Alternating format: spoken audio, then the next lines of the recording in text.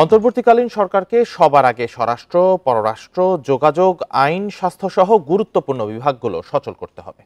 দেশে ভবিষ্যতে যেন আর কোনো কর্তৃত্ববাদী সরকার সৃষ্টি না হয়, সেজন্য রাজনৈতিক সংস্কারও জরুরি। বিশ্লেষকদের মতে রাজনৈতিক দলগুলোর মধ্যে সংলাপ ও সমঝোতার মধ্য দিয়ে গড়তে হবে অন্তর্বর্তীকালীন সরকার। শিক্ষার্থীদের কোটা সংস্কার আন্দোলন রূপ নেয় গণঅভ্যুত্থানে। ১.৫ দশকের দমন, পীড়ন, দুর্নীতি ও কর্তৃত্ববাদের বিরুদ্ধে গণজোয়ারে পতন হয় আওয়ামী লীগ সরকারের। ভেঙে দেয়া হয় দ্বাদশ সংসদ। বৈষম্য বিরোধী ছাত্র আন্দোলনকারী শিক্ষার্থীদের দাবিতে নোবেল বিজয়ী ডক্টর ইউনূসকে অন্তর্বর্তীকালীন সরকার প্রধান করা হয়েছে। রাজনৈতিক পট পরিবর্তনের পর আইনশৃঙ্খলা পরিস্থিতি উন্নতি, ব্যবসা বাণিজ্য, যোগাযোগ ব্যবস্থার সংস্কার জরুরি। সুশীল সমাজের একাংশ মনে করেন স্বল্প পরিসরে হলেও স্বরাষ্ট্র, পররাষ্ট্র, আইন, যোগাযোগ ও স্বাস্থ্যসহ বেশ কিছু খাতকে সর্বোচ্চ গুরুত্ব দিয়ে অন্তর্বর্তীকালীন সরকারের কাজ শুরু করা জরুরি। পররাষ্ট্র যদি সত্যি ডক্টর মোহাম্মদ ইউনূস নেয়, আমি মনে করি এটা ২-৩ দিনের ব্যাপার, মানে আন্তর্জাতিক সম্প্রদায়ের কাছে অবস্থান তুলে ধরা। পররাষ্ট্র, স্বরাষ্ট্র, পার্লামেন্টারি উইং যারা ড্রাফট করবে, কৃষি, অর্থ, এইগুলোতে জরুরি। আমি মনে করি যে ঐক্যমত যেহেতু নিশ্চয়ই কয়েকটা নামের ব্যাপারে হয়ে গেছে, তাদেরকে নিয়ে কাজটা শুরু করুক। শিক্ষার্থীরা ৩ বছরের জন্য অন্তর্বর্তীকালীন সরকার চাইলেও এর রূপরেখা এখন স্পষ্ট নয়। তবে সুশাসনের জন্য নাগরিক সুজন মনে করে সংবিধান সংস্কার সহ নির্বাচন কমিশন গঠন, রাজনৈতিক দলের সংস্কার, গণমাধ্যমের স্বাধীনতা সহ বেশ কিছু সংস্কার জরুরি। রাজনৈতিক দলগুলোর মধ্যে কতগুলো মৌলিক বিষয় ঐক্যমত্য, যাতে আমাদের আবারও অতীতের পুনরাবৃত্তি না হয়।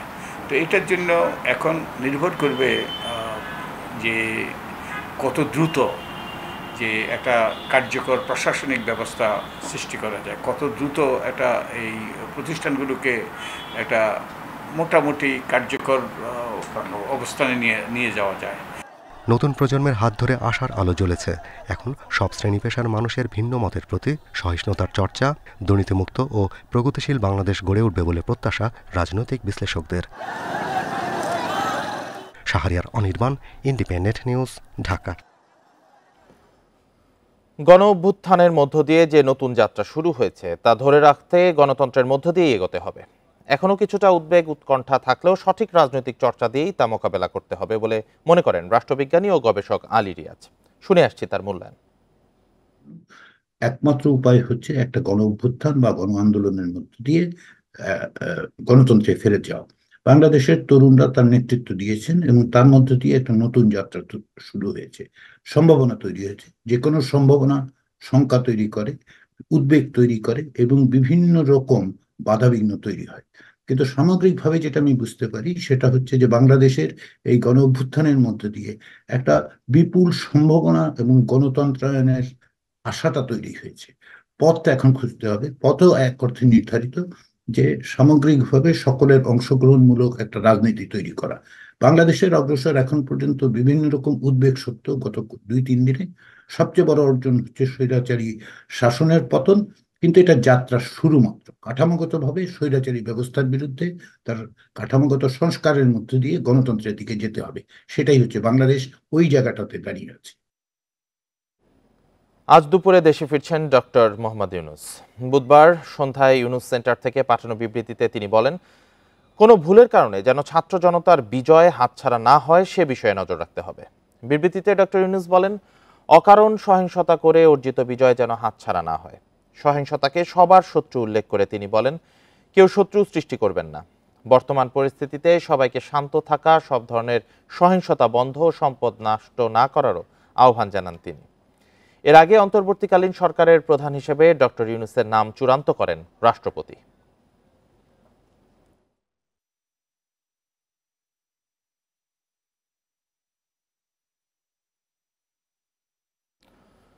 অন্তর্বর্তীকালীন সরকারের শপথ আজ রাতে হবে বলে জানিয়েছেন সেনাপ্রধান জেনারেল ওয়াকারুজ্জামান। প্রধান উপদেষ্টা, নোবেলজয়ী ডক্টর ইউনূস সহ সরকারের আকার হবে ১৫ সদস্যের। বঙ্গভবনে আমন্ত্রিত ৪০০-র বেশি অতিথি। বুধবার সন্ধ্যায় সেনা সদরে এক সংবাদ সম্মেলনে এসব কথা জানান সেনাপ্রধান। সাম্প্রতিক পরিস্থিতি নিয়ে সাংবাদিকদের সামনে আসেন সেনাপ্রধান জেনারেল ওয়াকারুজ্জামান। বার্তা দেন অন্তর্বর্তীকালীন সরকারের আকার ও শপথ অনুষ্ঠানের। সেনাপ্রধান জানান, অন্তর্বর্তীকালীন সরকারের প্রধান উপদেষ্টা হিসেবে ডক্টর ইউনূস বৃহস্পতিবার রাত ৮টা নাগাদ শপথ গ্রহণ করবেন। এই সরকারের আকার হবে ১৫ সদস্যের। আমরা হয়তো তাইলে রাত্রেবেলা রাত ৮টার দিকে করতে পারি, হয়তো ৪০০ জন লোকের উপস্থিতি এখানে থাকবে। এই পরিসরে আমরা শপথ গ্রহণের অনুষ্ঠান ইনশাআল্লাহ করব। শিগগিরই দেশে পুলিশের অনুপস্থিতির কারণে সৃষ্ট সমস্যার সমাধান হবে মনে করেন সেনাপ্রধান। পুলিশ পুনর্গঠন কাজ শেষে শিগগিরই কাজে ফিরবে বলেও জানান তিনি। পুলিশ ইজ একটা বড় ফোর্স, তো এই ফোর্স যদি নিষ্ক্রিয় হয়ে যায় সেটার ভয় পূরণ করা সেনাবাহিনী, বিমান বাহিনী, নৌবাহিনী সবার পক্ষে সম্ভব না। যখন পুলিশ পুনর্গঠন হয়ে যাবে, তারা যখন আবার কাজে নেমে যাবে, তখন এই ভয়টা খুব সহজেই আমরা পূরণ করতে পারব। দেশজুড়ে অনাকাঙ্ক্ষিত পরিস্থিতি দ্রুত নিয়ন্ত্রণে আনার নিশ্চয়তা প্রদান করেন সেনাপ্রধান। জানান, বিচারের আওতায় আনা হবে ভাঙচুর ও সহিংসতায় জড়িতদের। ৩-৪ দিনের মধ্যে পরিস্থিতি স্বাভাবিক পর্যায়ে চলে আসবে। তবে যারা এই সমস্ত অপরাধ করেছে তাদেরকে আমরা ছাড় দিব না। অবশ্যই তাদের বিরুদ্ধে আইন অনুরূপ ব্যবস্থা গ্রহণ করা হবে। এ সময় ট্রাফিক নিয়ন্ত্রণে শিক্ষার্থীদের ভূমিকার প্রশংসা করেন সেনাপ্রধান। জাহিদুল ইসলাম, ইন্ডিপেন্ডেন্ট নিউজ, ঢাকা। ধ্বংস প্রতিহিংসা নয়, ভালোবাসায় শান্তির সমাজ গড়ার আহ্বান জানিয়েছেন বেগম খালেদা জিয়া। তিনি বলেন, এই মুহূর্তে আমাদের সবাইকে ঐক্যবদ্ধ থাকতে হবে। সমাবেশে তারেক রহমান দ্রুত নির্বাচনের দাবি তুলে বলেন, নির্বাচিত জনপ্রতিনিধিদের কাছে দ্রুত ক্ষমতা ছেড়ে দিতে হবে। বুধবার বিকেলে নয়াপল্টনের সমাবেশে তারা এই আহ্বান জানান। দীর্ঘদিনের প্রত্যাশা পূরণ হয়েছে। পদত্যাগ করে দেশ ছেড়েছেন শেখ হাসিনা। ভেঙে দেয়া হয়েছে সংসদ, মুক্তিও মিলেছে বিএনপি চেয়ারপারসনের। উচ্ছ্বাস আনন্দ নিয়ে তাই দলে দলে কেন্দ্রীয় কার্যালয়ের সমাবেশে যোগ দিয়েছেন বিএনপি নেতাকর্মীরা। সমাবেশ পরিণত হয় জনসমুদ্রে। সমাবেশের শুরুতে গণতন্ত্রের জন্য আন্দোলনে নিহত নেতাকর্মীদের জন্য দোয়া করা হয়। পালন করা হয় ১ মিনিটের নীরবতা। সমাবেশের সবচেয়ে বড় বার্তা ছিল এভারকেয়ার হাসপাতাল থেকে দলের নেতাকর্মীদের জন্য পাঠানো দলের চেয়ারপারসন খালেদা জিয়ার ভিডিও বার্তা। দীর্ঘ আন্দোলন, সংগ্রাম ও ত্যাগের মধ্য দিয়ে আমরা ফ্যাসিবাদী অবৈধ সরকারের কাছ থেকে মুক্তি পেয়েছি। আমি আন্তরিক ধন্যবাদ জানাতে চাই আমাদের বীর সন্তানদের, যারা মরণপণ সংগ্রাম করে এই অসম্ভবকে সম্ভব করেছে। তিনি বলেন, যে লক্ষ্য নিয়ে শেখ হাসিনা সরকারের পতন ঘটানো হয়েছে সেই লক্ষ্য পূরণ করতে হবে। তরুণরা এই যে স্বপ্ন নিয়ে বুকের রক্ত ঢেলে দিয়েছে, সেই স্বপ্ন বাস্তবায়নে করতে মেধা, যোগ্যতা, জ্ঞান ভিত্তিক গণতান্ত্রিক বাংলাদেশ গড়ে তুলতে হবে। ধ্বংস নয়, প্রতিশোধ নয়, প্রতিহিংসা নয়, ভালোবাসা, শান্তি ও জ্ঞান ভিত্তিক সমাজ গড়ে তুলি। এর আগে লন্ডন থেকে সমাবেশে অনলাইনে বক্তব্য রাখেন বিএনপির ভারপ্রাপ্ত চেয়ারম্যান তারেক রহমান। দ্রুত অন্তর্বর্তীকালীন সরকার গঠনের আহ্বান জানান তিনি। ছাত্র জনতার এই রক্ত ঝরা বিপ্লবের চূড়ান্ত লক্ষ্য একটি বৈষম্যহীন গণতান্ত্রিক বাংলাদেশ। তাই বিপ্লবের লক্ষ্য বাস্তবায়নে দ্রুততম সময়ের মধ্যে জাতীয় নির্বাচন অনুষ্ঠান করতে হবে। দ্রুততম সময়ের মধ্যে জনগণের ভোটে নির্বাচিত প্রতিনিধিদের কাছে ক্ষমতা হস্তান্তর করতে হবে। ছাত্র জনতার বিজয়কে ধ্বংস করতে একটি মহল ষড়যন্ত্র করছে বলে অভিযোগ করেন বিএনপির ভারপ্রাপ্ত চেয়ারম্যান। বর্তমানে খুব সুকৌশলে একটি চক্র পুলিশের মনোবল ভেঙে দেওয়ার ষড়যন্ত্রে লিপ্ত হয়েছে। পুলিশকে অকার্যকর করে দেওয়া গেলে দেশকে অস্থিতিশীল করা সহজ। সারা দেশে চলমান নাশকতা প্রতিহত করে সব মানুষের নিরাপত্তা নিশ্চিত করার আহ্বান জানান বিএনপির শীর্ষ নেতারা। পদত্যাগ করে প্রধানমন্ত্রী শেখ হাসিনার দেশ ছাড়ার পর এটাই বিএনপির প্রথম সমাবেশ। পরিবর্তিত রাজনৈতিক পরিস্থিতিকে স্বাগত জানিয়েছে দলটি। বিএনপি নেতারা আশা করছেন দেশে এবার গণতন্ত্র ফিরবে, জনগণের ভোটে প্রতিষ্ঠিত হবে জনগণের সরকার। Jahanara Parvin, Independent News, Nayapaltan, Dhaka. রাজধানীতে ডাকাত আতঙ্ক। উত্তরা, মোহাম্মদপুর, মিরপুর সহ নানা জায়গা থেকে এ নিয়ে খবর পাওয়া গেছে। এ নিয়ে রাতভর আতঙ্ক ছিল নগরবাসীর মধ্যে। শিগগিরই পুলিশ কাজে না ফিরলে পরিস্থিতির অবনতির শঙ্কাও করছেন অনেকে। তবে এখন নিরাপত্তা নিশ্চিতে অনেক পাড়া মহল্লায় পাহারা দিচ্ছেন স্থানীয়রা। উত্তরা ও মোহাম্মদপুরে অনেক বাসিন্দা জানান, ডাকাতির খবর দেওয়ার পর ঘটনাস্থলে পৌঁছায় সেনাবাহিনী। ইসিবি চত্বরে কয়েকজনকে আটকও করা হয়। পরে তাদের সেনাবাহিনীর হাতে তুলে দেয় স্থানীয়রা।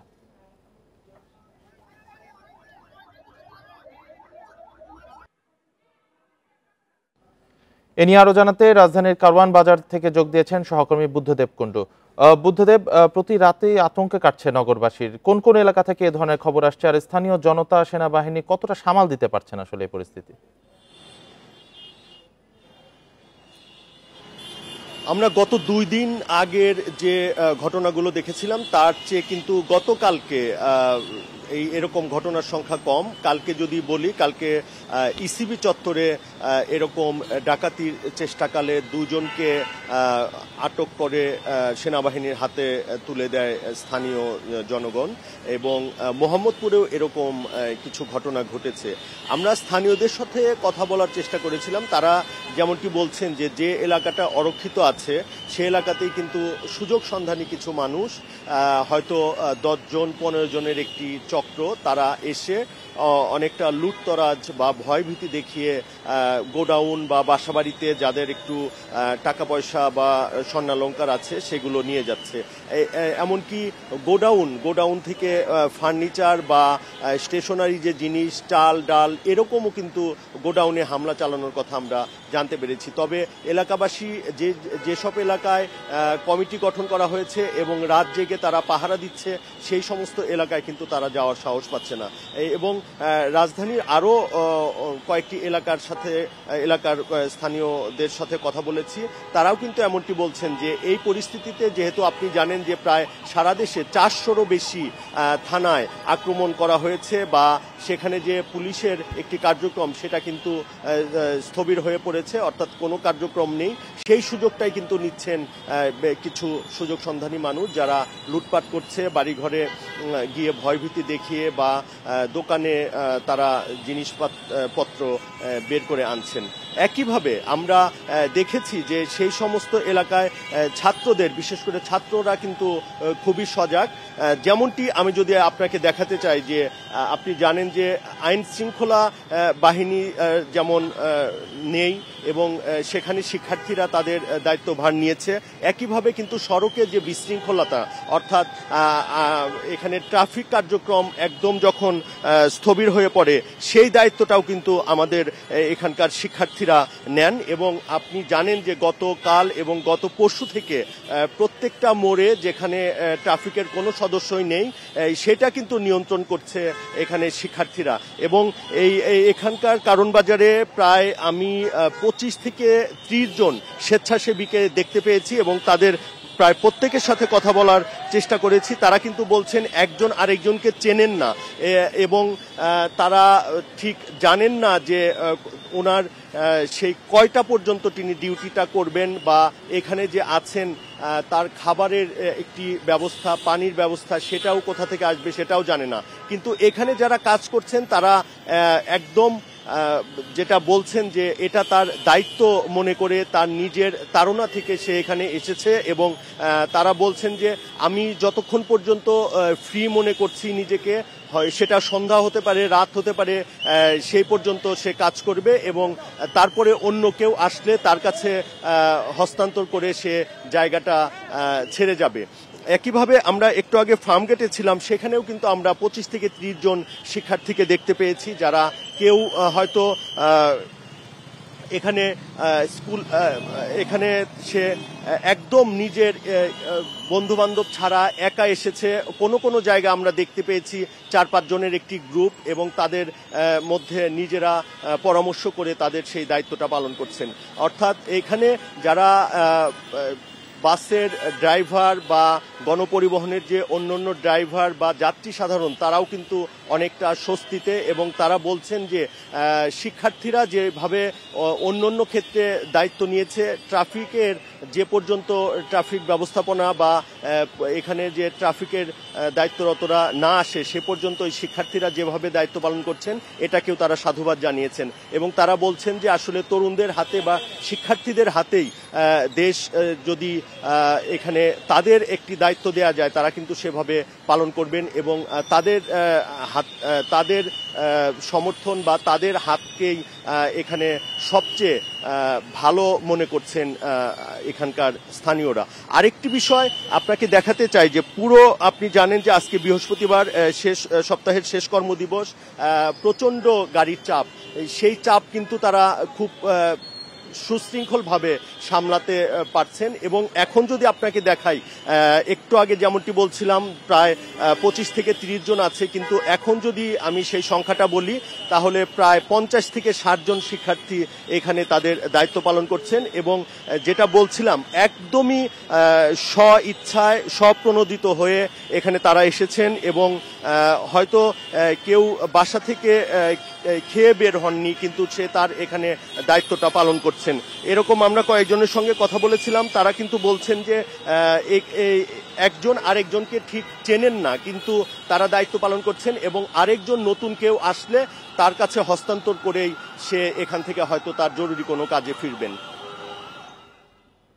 শিক্ষার্থীদের এই উদ্যোগ সত্যি প্রশংসনীয়। কারণ বাজার থেকে জানাচ্ছিলেন সহকর্মী বুদ্ধদেব কুণ্ডু। সব পুলিশ সদস্যকে আজ থেকে নিজ নিজ কর্মস্থলে দায়িত্ব পালনের নির্দেশ দিয়েছেন নবনিযুক্ত পুলিশ মহাপরিদর্শক মঈনুল ইসলাম। গতকাল বিকেলে রাজধানীতে পুলিশ হেডকোয়ার্টারে ব্রিফিং করে এই নির্দেশনার কথা গণমাধ্যমকে জানান তিনি। এ সময় আইজিপি বলেন, মানুষের নিরাপত্তা নিশ্চিতে পুলিশকে আবারও নিজ নিজ কর্মস্থলে ফিরতে হবে। পুলিশ কর্মকর্তারা যেন ব্যক্তিগত সামাজিক মাধ্যমে এবং পুলিশ অ্যাসোসিয়েশনের নামে দাবি দেওয়া প্রকাশ না করে সে নির্দেশও দিয়েছেন নতুন আইজিপি। এর আগে মঙ্গলবার স্বরাষ্ট্র মন্ত্রণালয়ের এক প্রজ্ঞাপনে পুলিশের নতুন মহাপরিদর্শক হিসেবে মঈনুল ইসলামকে নিয়োগ দেওয়া হয়। আইজিপির দায়িত্ব নেয়ার আগে মঈনুল ইসলাম ঢাকা ট্রাফিক অ্যান্ড ড্রাইভিং স্কুলের কমান্ড্যান্ট পদে কর্মরত ছিলেন। বৃহস্পতিবার অর্থাৎ আগামীকাল সন্ধ্যার মধ্যে স্ব কর্মস্থলে যোগদান করতে হবে। ইতিমধ্যে এই নির্দেশনা প্রদান করা হয়েছে।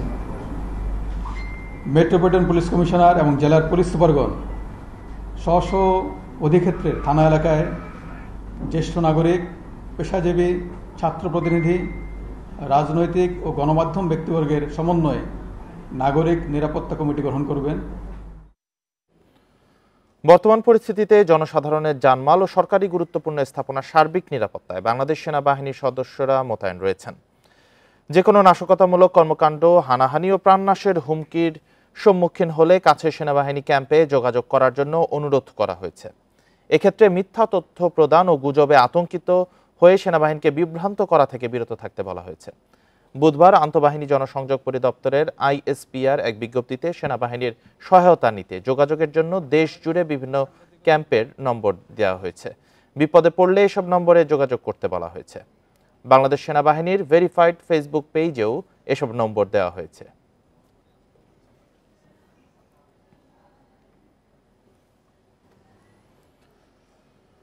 স্বাভাবিক হতে শুরু করেছে জনজীবন। সড়কে বাড়ছে মানুষের উপস্থিতি ও যান চলাচল। এদিকে বিভিন্ন এলাকায় নিরাপত্তা নিশ্চিতে সতর্ক অবস্থানে ছাত্র জনতা।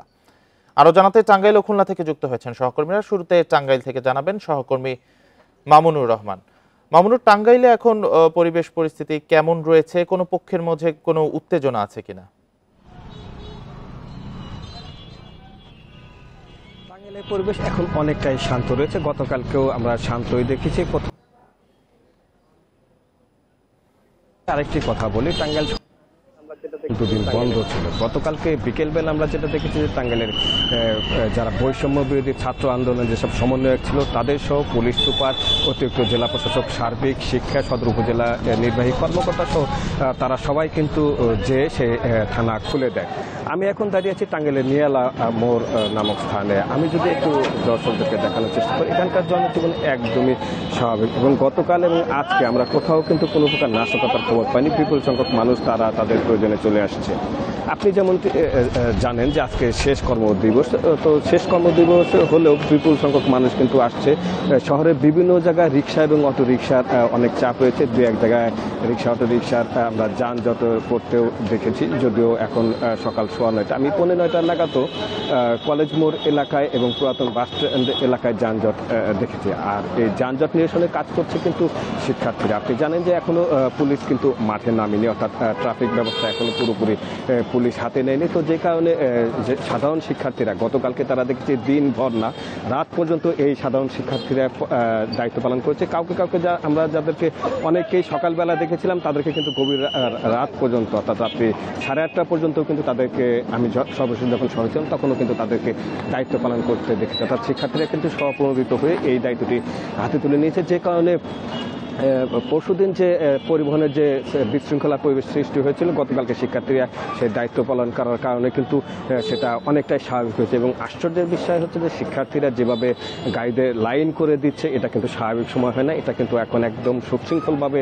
হচ্ছে এবং শিক্ষার্থীরা এই কাজটি করছে। আসলে শিক্ষার্থীরা যেভাবে সড়ক নিয়ন্ত্রণ করছেন সেটা অবশ্যই প্রশংসনীয় একটি বিষয়। মামুনুর রহমান, আপনি সাথেই থাকবেন। এবার খুলনা থেকে আমরা জানবো সেখানকার পরিস্থিতি। সেখান থেকে জানাচ্ছেন সহকর্মী এইচ.এম. শামীমুজ্জামান। শামীমুজ্জামান, খুলনায় পরিস্থিতি কতটা স্বাভাবিক এবং ছাত্র জনতার স্বতঃস্ফূর্ত তৎপরতা কেমন দেখছেন সেখানে? খুলনাতে কিন্তু পরিস্থিতি আস্তে আস্তে স্বাভাবিক হচ্ছে। মানুষের মধ্যে যে ভয় শঙ্কা ছিল সেই ভয় শঙ্কা কাটিয়ে মানুষজন আস্তে আস্তে বের হয়ে আসছে এবং যান চলাচল অনেকটাই বেড়েছে। আমরা যদি গতকাল এবং গত পরশু হিসেবে আজকের কথা বলি, আজকে কিন্তু আমরা দেখছি খুলনাতে বেশ যান চলাচল করছে।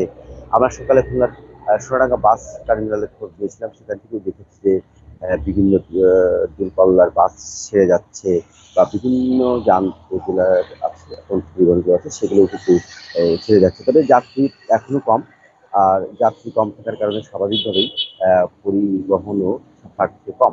আর একটা বিষয় আমরা দেখেছি যে গতকালও দেখেছি এবং আজ সকালেও দেখেছি যে শিক্ষার্থীরা খুলনার সড়কে শৃঙ্খলা ফিরিয়ে আনতে কাজ করছেন এবং শিক্ষার্থীদের পাশাপাশি আমরা দেখেছি বিভিন্ন সামাজিক সংগঠনের কর্মীদের, রাজনৈতিক কর্মীদেরও কিন্তু আমরা দেখেছি তারা কাজ করছেন। এছাড়া গতকাল রাতে আমরা বিভিন্ন ওয়ার্ডে খোঁজ নিয়েছিলাম, তারা আমরা শুনেছি যে প্রত্যেক অধিকাংশ ওয়ার্ডে কিংবা মহানগরের অধিকাংশ ওয়ার্ডেই ছাত্র জনতা মিলে পাহারা দিয়েছে এবং সমাবেশ হয়েছে যাতে কোনো প্রকার বিশৃঙ্খলা না হয়, যাতে আইন শৃঙ্খলা পরিস্থিতি স্বাভাবিক থাকে। সব মিলিয়ে আমরা যেটা দেখছি যে এই মুহূর্তে খুলনার পরিস্থিতি আগের চেয়ে স্বাভাবিক হয়েছে এবং মানুষের মধ্যে যে ভয় সংখ্যাটা ছিল সেই ভয় সংখ্যা কাটিয়ে মানুষ বাইরে বের হচ্ছে এবং ব্যবসা প্রতিষ্ঠানও কিন্তু খুলতে শুরু করেছে। এই ছিল আমার কাছে সর্বশ্রেষ্ঠ। টাঙ্গাইলে খুলনা থেকে জানাচ্ছিলেন সহকর্মীরা। প্রতিহিংসা থেকে আইন হাতে তুলে না নেওয়ার আহ্বান জানিয়েছে জাতীয়তাবাদী বৌদ্ধ ঐক্যফ্রন্ট। বুধবার বিকেলে এক সংবাদ সম্মেলনে এই আহ্বান জানান সংগঠনের প্রধান উপদেষ্টা এবং বিএনপি চেয়ারপারসনের উপদেষ্টা সুকমল বড়ুয়া। এ সময় তিনি সাহসী ছাত্র জনতাকে অভিনন্দন জানান। বলেন, এই বিপ্লবের মধ্য দিয়ে আবারও প্রমাণ হয়েছে সবাই ঐক্যবদ্ধ থাকলে বাংলাদেশের জনগণকে কেউ পরাজিত করতে পারবে না। পাশাপাশি স্বৈরতন্ত্রের পরাজয়ের সময়টা শান্তভাবে উদযাপনের আহ্বানও তার। ধর্মীয় কিংবা রাজনৈতিক কারণে সংখ্যালঘুদের উপাসনালয়ে যে কোনো হামলা ঠেকানোর অনুরোধ করেন সুকমল বড়ুয়া। দল বিএনপি সবসময় কিন্তু সংখ্যালঘুদের পাশে দাঁড়িয়ে তাদের আশ্রয় দেওয়ার জন্য সবসময় সচেষ্ট ছিল, এখনও তারা আছে। সেইভাবে আমরা দেশকে আবারও আমরা নতুনভাবে এই সময়ের মধ্যে যাতে কেউ ক্ষতিগ্রস্ত না হয় সেই জন্য আমরা সকলের কাছে আহ্বান জানাচ্ছি এবং অনুরোধ জ্ঞাপন করছি। ডিবি কার্যালয়ে কেউ আটক আছেন কিনা তা দেখতে সেখানে তল্লাশি চালিয়েছে সেনাবাহিনী। এ সময় তাদের সঙ্গে ছিলেন নিখোঁজদের স্বজনরা। তবে সেখানে কাউকে পাওয়া যায়নি। স্বজনদের দাবি, কোটা আন্দোলনের সময় সমন্বয়ক সহ অনেক শিক্ষার্থীকে ডিবি হেফাজতে নেওয়া হয়। 6 সমন্বয়ককে ছেড়ে দিলেও সেখানে অনেকের আটক থাকার শঙ্কাও জানান তারা। এর প্রেক্ষিতে তাদের নিয়ে তল্লাশিতে যান সেনা সদস্যরা। এ সময় সাবেক ডিবি প্রধান হারুনুর রশিদের সন্ধান ও পদত্যাগ দাবি করেন বিক্ষুব্ধরা। পরে ডিবি অফিসের নিরাপত্তা দায়িত্ব দেওয়া হয় আনসার সদস্যদের।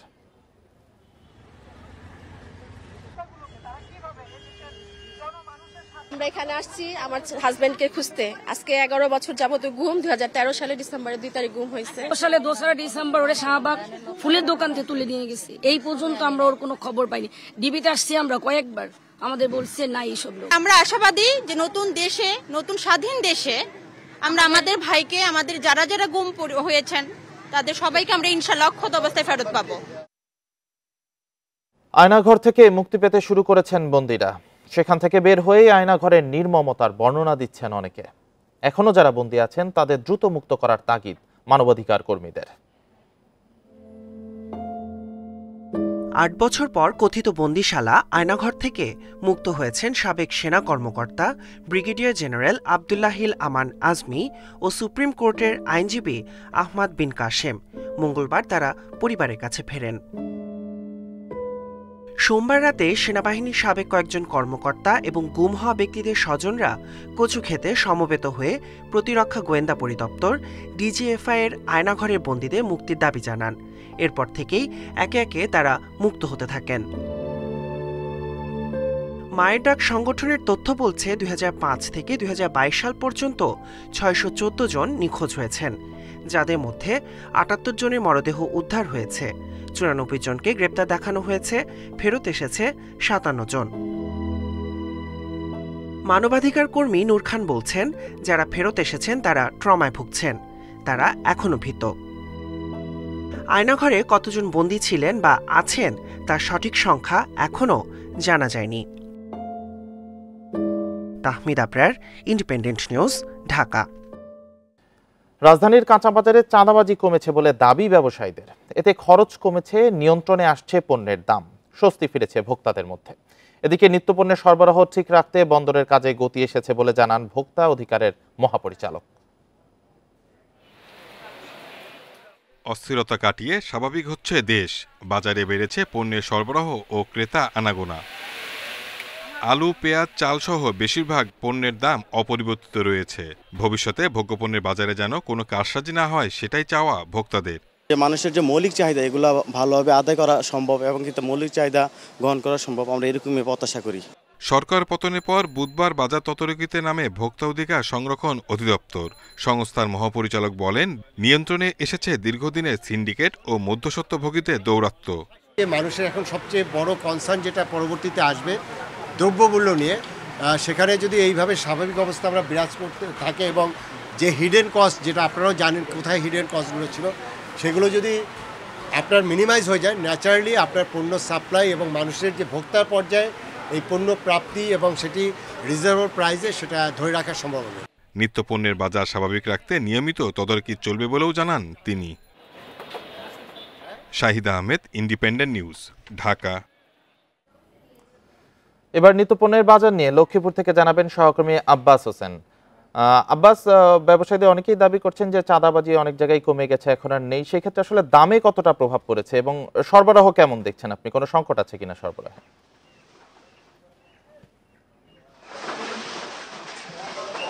আসলে অস্থিরতা কাটিয়ে এখন পুরোপুরি স্বাভাবিক হচ্ছে লক্ষ্মীপুর।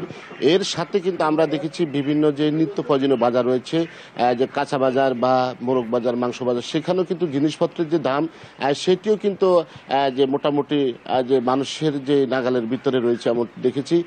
আজকে আমরা কিন্তু এখন যেখানে রয়েছে এটি শহরের যে মোরগ বাজার রয়েছে, সেখানে কিন্তু আমরা ইতিমধ্যে যে 170 টাকা ব্রয়লার মুরগি বিক্রি হচ্ছে এবং যে সোনালী কক যেটি সেটি 300 টাকা টাকা বিক্রি হচ্ছে এবং হাইব্রিড ক্রক যেটি সেটি বিক্রি হচ্ছে 270 টাকা। অর্থাৎ গত কয়েকদিনের তুলনায় আজকেও কিন্তু বাজারে যে স্বাভাবিক পরিস্থিতি সেটি রয়েছে। এর বাইরেও কিন্তু আমরা মাংসের বাজারেও গিয়েছি, সেখানেও দেখেছি 800 থেকে 900 টাকার মধ্যে কিন্তু মাংস বিক্রি হচ্ছে। এবং কাঁচা বাজারে গিয়েছি, সেখানে দেখেছি যে টমেটো বিক্রি হয়েছে 200 টাকা, সেটা কিন্তু আজকে দেখেছি 140 টাকা বিক্রি হচ্ছে। কাঁচামরিচ 400 টাকার কাঁচামরিচ আজকে বিক্রি হচ্ছে 200 টাকা। অর্থাৎ প্রতিটি নিত্য প্রয়োজনীয় জিনিসপত্র যেটি সেটি কিন্তু দাম কিন্তু কমছে, অর্থাৎ স্বাভাবিক পরিস্থিতি যেটি সেটি রয়েছে। মানে দিন দিনে কিন্তু দাম, যে কাঁচা বাজারের দাম সেটি কিন্তু কমে এসছে বলে স্বস্তি ফিরেছে এখানকার যে ক্রেতা রয়েছেন তাদের সাথে আমরা কথা বলেছি, অনেক ক্রেতার সাথে। তারা যেটি জানিয়েছেন, যদি এইভাবে জিনিসপত্র দাম কমতে থাকে তাহলে যে মানুষের মাঝে যে এক ধরনের অস্থিরতা ছিল সেটি কিছুটা কাটবে এবং তারা যে সংখ্যামুক্ত ছিল তারা কিন্তু আর সংখ্যামুক্ত থাকবে, এমনটি এখানকার যে ক্রেতা তারা রয়েছেন। কিন্তু এর বাইরেও কিন্তু এখানকার যারা বাজার মনিটরিং করছেন, যেন কোনো ধরনের চাঁদাবাজি কোনো বাজারে না হয় সেই ধরনের যে মনিটরিং করছেন। বিশেষ করে জামাত বিএনপি এখন ইতিমধ্যে প্রত্যেকটি বাজারে তারা কিন্তু ব্যবসায়ীদের সাথে কথা বলছেন, যেন কোনো ধরনের সহিংসতা না হয় এবং যেন চাঁদাবাজি কেউ না করতে পারে সে ধরনের তারা নির্দেশনা দিচ্ছেন। যদি কেউ এই চাঁদাবাজি বা যে বাজার দখল বা যে ব্যবসায়ীদেরকে হয়রানি করার চেষ্টা করে, যেন তাৎক্ষণিক তাদের যে একটি মনিটরিং টিম গঠন করা হয়েছে যেন সেখানে তাদেরকে জানানো হয়, এমনটি তারা বলছেন। আমরা কিন্তু যারা ব্যবসায়ী রয়েছে তারা কিন্তু বলছেন যদি এইভাবে শান্তিপূর্ণভাবে যদি তারা ব্যবসা করতে পারে তাহলে তাদের সংখ্যা কাটবে। এবং দিন দিনে কিন্তু আমরা এখন দেখেছি যেটি বাজার নয়, প্রত্যেকটি এলাকায় কিন্তু পরিস্থিতি স্বাভাবিক হচ্ছে। বাজারে স্বস্তি ফিরতে শুরু করেছে। লক্ষ্মীপুর থেকে জানাচ্ছিলেন বাজার পরিস্থিতি নিয়ে সহকর্মী আব্বাস হোসেন। এবার নিত্যপণ্যের বাজার নিয়ে রাজশাহী থেকে জানাবেন সহকর্মী মোস্তাফিজ গনি। রাজশাহীর কাঁচা বাজারে কাঁচা সবজির দামের ক্ষেত্রে খুব বেশি তারতম্য ঘটেনি গত কয়েকদিনের মধ্যে, যা ছিল ঠিক তেমনইভাবে 40 থেকে 60 টাকার দরে বেশিরভাগ সবজি পাওয়া যাচ্ছে রাজশাহীতে। আমরা এখন পর্যন্ত যা দেখেছি আজকে বাজার ঘুরে, সেখানে বেগুন 40 টাকা কেজি, ঢেঁড়স 40 টাকা কেজি করে বিক্রি হচ্ছে, আলু 55 টাকা কেজি হিসাবে বিক্রি হচ্ছে, লাউ 50 টাকা প্রতিটা পিসের দাম এবং শসা 70 টাকা করে বিক্রি হচ্ছে। তবে দাম বেড়েছে হচ্ছে আপনার পেঁয়াজের ক্ষেত্রে, যেটা গত 2-1 দিনে আগে 110 টাকা করে কেজি ছিল, সেটি এখন 120 টাকা করে কেজি নেওয়া হচ্ছে। এর বাইরে মরিচের দাম কমেছে কিছুটা, আগে 140 টাকা কেজি দরে মরিচ বিক্রি হলেও এখন মরিচ বিক্রি হচ্ছে 120 টাকা করে। এর বাইরে যদি আমরা বলতে চাই সেক্ষেত্রে ডিমের দামের বাজারটা মোটামুটি স্থিতিশীল হয়ে এসেছে অনেকখানি। এখন লাল ডিম প্রতি হালি 45 টাকা করে বিক্রি হচ্ছে এবং সাদাটা বিক্রি হচ্ছে 42 টাকা হালি হিসাবে। ব্রয়লার মুরগির বা সোনালী যে মুরগি, সেই মুরগির দামের ক্ষেত্রেও এখন আমরা দেখতে পাচ্ছি বাজার কিছুটা স্থিতিশীল। ব্রয়লার হচ্ছে প্রতি কেজি 170 থেকে 160 টাকা করে কেজি বিক্রি করছেন এবং সোনালী মুরগি 260 টাকা কেজি হিসাবে বিক্রি হচ্ছে। এর বাইরে যেটা বলা হচ্ছে কি বাজারের ক্ষেত্রে খুব বেশি তারতম্য হয়নি জিনিসপত্রের দামের ক্ষেত্রে। তবে মাছের বাজারের ক্ষেত্রে আমরা জানতে পেরেছি কি 350 টাকা কেজি, যেগুলো বড় 1 থেকে 1.5 কেজির উপরে যে রুই মাছগুলো সেগুলো 350 টাকা এবং কাতল মাছ 300 টাকা কেজি করে বিক্রি হচ্ছে। আর কেজি যে ওজনে যেগুলো একটু কম সেগুলো দামের ক্ষেত্রে সেটা আর একটু কম হিসেবে বিক্রি হচ্ছে। এই ছিল রাজশাহীর কাঁচা বাজারের অবস্থা আমার কাছে। এদিকে স্বাভাবিক হতে শুরু করেছে চট্টগ্রাম বন্দর থেকে পণ্য খালাস এবং কাস্টমস হাউসের কার্যক্রম। বন্দর কর্তৃপক্ষ বলছেন নিরাপত্তাজনিত কারণে অনেকেই পণ্য খালাস নিচ্ছেন ধীর গতিতে, তবে বুধবার থেকে এসব কার্যক্রমে আগের চেয়ে এসেছে গতি। বুধবার চট্টগ্রাম বন্দরে মোট কন্টেইনার উঠানামা হয়েছে 4,971 একক। এর মধ্যে 2,958 একক কন্টেইনার জেটি থেকে জাহাজে এবং জাহাজ থেকে বন্দর ইয়ার্ডে নামানো হয়েছে 2,013 একক কন্টেইনার। বন্দরের ভেতরের কার্যক্রম পুরোপুরি চালু আছে, কিন্তু ব্যবহারকারীরা নিরাপত্তাজনিত কারণে পণ্য খালাস ধীরে করছেন বলে জানিয়েছেন কর্তৃপক্ষ। ধরেন কেউ না কেউ ডেলিভারি নেওয়ার জন্য আসতে হবে, গাড়ি ঘোড়া চলতে হবে, সেই হিসাবে আমাদের ডেলিভারিটা অন্য সময় যেখানে 3,500-4,000 টিউস কন্টেনার ডেলিভারি যেত রেগুলারলি, সেটা কোনো কোনো সময় দেখা যায় যে একেবারে এমনও হয়েছে যে 400-500 কন্টেনার মাত্র ডেলিভারি গেছে।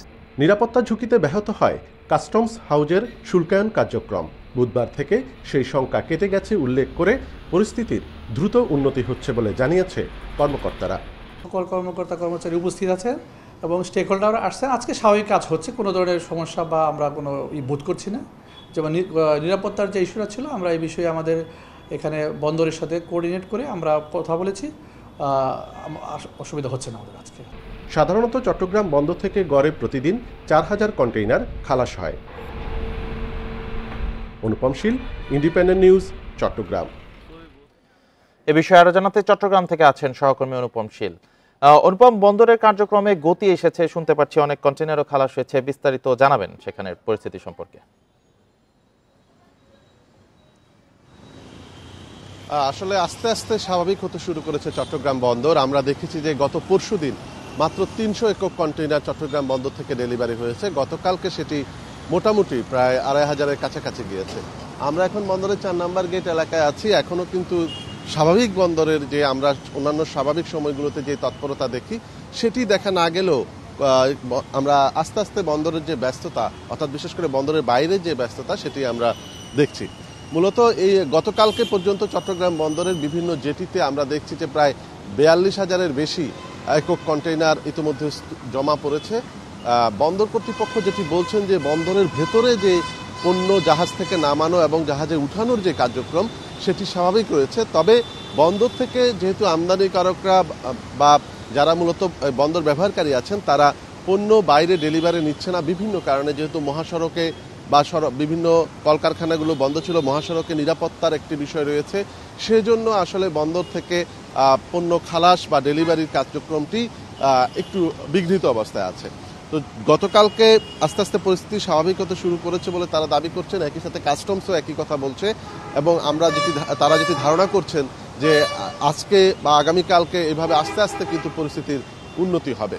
তো চট্টগ্রাম বন্দরে এই মুহূর্তে যে ধারণ ক্ষমতা প্রায় 55,000 একক কন্টেইনার রাখার সুযোগ আছে এই বিভিন্ন ইয়ার্ডে। তার মধ্যে গতকাল পর্যন্ত 42,000-এর কিছু বেশি কন্টেইনার ইতিমধ্যে এখানে জমা পড়েছে। তো যদি এই সংখ্যাটি কমিয়ে আনা না যায় তাহলে কিন্তু বন্দরে একটি বড় ধরনের জটের আশঙ্কা আছে, কারণ বন্দরে পণ্য নামানো না গেলে তখন জাহাজ জটেরও একটি শঙ্কা তৈরি হতে পারে বা শঙ্কা রয়েছে। তো এই প্রেক্ষাপটে আমরা দেখেছি যে গতকালকে চট্টগ্রাম কাস্টমস এবং চট্টগ্রাম বন্দরের সাথে চট্টগ্রাম চেম্বার আলোচনা করেছে, বৈঠক করেছে। তারা বলেছে যে যদি নিরাপত্তার বিষয়গুলো যদি দেখা হয় তাহলে তারা দ্রুত বন্দর থেকে পণ্য ছাড় করাতে ব্যবসায়ীদেরকে তারা উদ্যোগ নিতে বলবেন। তো সেই প্রেক্ষাপটে এখন অপেক্ষা হচ্ছে যে আসলে নিরাপত্তার বিষয়টি এখন এখানে প্রধান হয়ে দাঁড়িয়েছে, বিশেষ করে পণ্য পরিবহনের ক্ষেত্রে। তাহলে হয়তো বন্দরের এই জট আরও স্বাভাবিক হওয়ার একটি সুযোগ তৈরি হচ্ছে। চট্টগ্রাম বন্দরের কার্যক্রম নিয়ে জানাচ্ছিলেন সহকর্মী অনুপম শীল। বুধবার থেকে চালু হয়েছে বেশিরভাগ পোশাক কারখানা। কাজ শুরু হওয়ায় স্বস্তি ফিরেছে মালিক শ্রমিকদের মধ্যে। এদিকে নিরাপত্তা নিশ্চিতে কারখানার পক্ষ থেকে নেওয়া হয়েছে বিশেষ ব্যবস্থা। এ বিষয়ে আরো জানাতে গাজীপুর থেকে যোগ দিয়েছেন সহকর্মী আবুল হাসান। আবুল হাসান, গাজীপুরে বেশিরভাগ তৈরি পোশাক কারখানায় খুলেছে কিনা কলকারখানা সহ, আর নিরাপত্তার বিষয়টা আসলে আপাতত কিভাবে সামলাচ্ছেন তারা?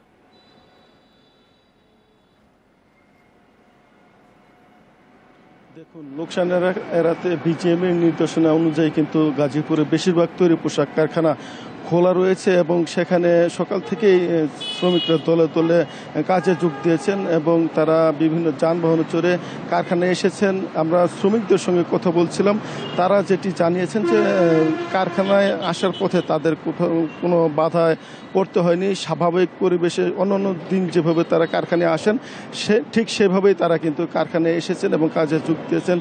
আপনি নিশ্চয়ই দেখতে পাচ্ছেন, আমি যে কারখানাটির সামনে আছি সেখানেও কিন্তু যারা শ্রমিক তাদের কিছুটা ভিড় রয়েছে এবং এরা কিন্তু অনেকেই আছেন যারা কাজ প্রত্যাশী, নতুন করে কাজে যোগ দিতে চাচ্ছেন, এরকম লোকজনের ভিড় কিন্তু এখানে রয়েছে। এছাড়া যারা নিয়মিত শ্রমিক তারা কিন্তু কারখানার ভিতরে ইতিমধ্যে তারা কাজে যোগ দিয়েছেন এবং কারখানার যে উৎপাদন প্রক্রিয়া সেটি কিন্তু সচল রয়েছে।